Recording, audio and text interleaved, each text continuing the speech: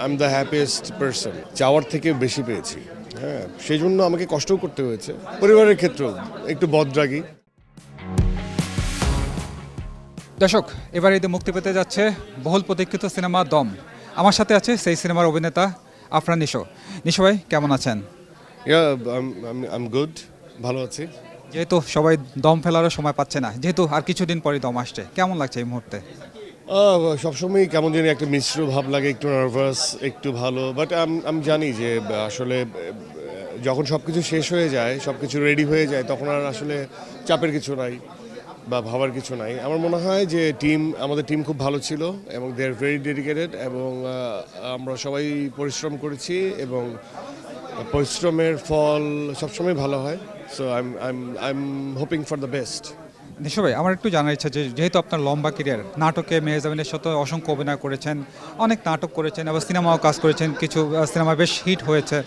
এই লম্বা ক্যারিয়ার আপনার আসলে চাওয়া পাওয়ার হিসাব যদি নিজে কখনো চিন্তা করে থাকেন, তাহলে আসলে কতটুকু পেয়েছেন যতটুকু চেয়েছিলেন? না, আমি অনেক পেয়েছি, অনেক পেয়েছি। আমি চাওয়ার থেকে বেশি পেয়েছি। হ্যাঁ, সেই জন্য আমাকে কষ্টও করতে হয়েছে, সেটাও জানি। সো আমার এটা নিয়ে কোনো আফসোস নাই। আমি আসলে হয় কি, আমি যেটা চাই সেটা হয়। কারণ কোনো কিছুই যখন চাওয়ার মতো চাইতে হয়। সো আমি চাওয়ার মতোই চাওয়া হয়। সো আমি যেমন গল্পে কাজ করতে চাই তেমন গল্প আমার কাছে আসছে।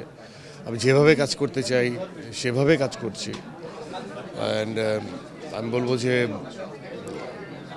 সব ক্ষেত্রেই, এটা আমার পার্সোনাল লাইফ হোক, এটা আমার প্রফেশনাল লাইফ হোক, I am the happiest person. হ্যাঁ, তারপরেও কিছু ফ্লস থাকে, মানুষ স্বয়ংসম্পূর্ণ হয় না।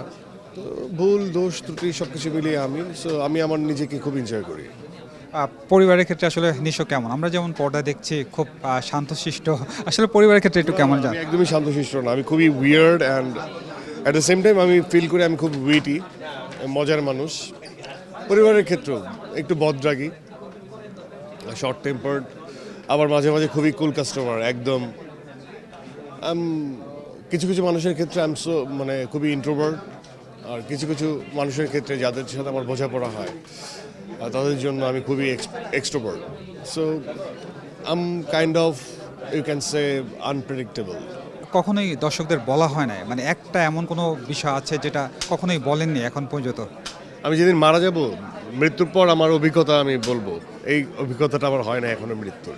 আচ্ছা, যেহেতু অনেক অনেক লম্বা একটা কেরিয়ার এবং সামনে আসলে আহ, অভিনয় ছাড়া আসলে অন্য কোনো দিকে ঝোঁকার ইচ্ছা আছে কিনা? অনেকে তো নির্মাতা হন, এমন কিছু আছে কিনা? আমি আসলে অ্যাক্টিং ছাড়া কিছুই করছি না, বাট আমি আসলে প্রেজেন্টে বিলিভ করি। আমি বর্তমানে বাঁচি, বর্তমানে বিশ্বাস করি। খুব বেশি দীর্ঘ প্ল্যান আমার থাকে না। আমি আমার নিজের সময়, নিজের প্রতিটা ক্ষণ এনজয় করি আমার নিজের মতো করে। সো আপাতত তো অভিনয় করছি এবং সিনেমাতে কাজ করছি। আমি একজন অভিনেতা, ফিল্ম অ্যাক্টর, চলচ্চিত্র অভিনেতা। নিশ্চয়ই, অসংখ্য ধন্যবাদ। যেহেতু সামনে ঈদ, দর্শকদের উদ্দেশ্যে কিছু বলা আছে কিনা ঈদ নিয়ে?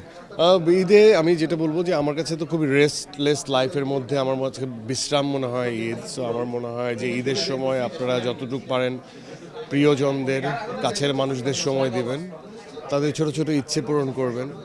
এই, লাইফ ইজ বিউটিফুল। খেয়াল রাখবেন সবার, নিজের খেয়াল রাখবেন, নিজেকে সময় দিবেন, নিজেকে ভালোবাসবেন।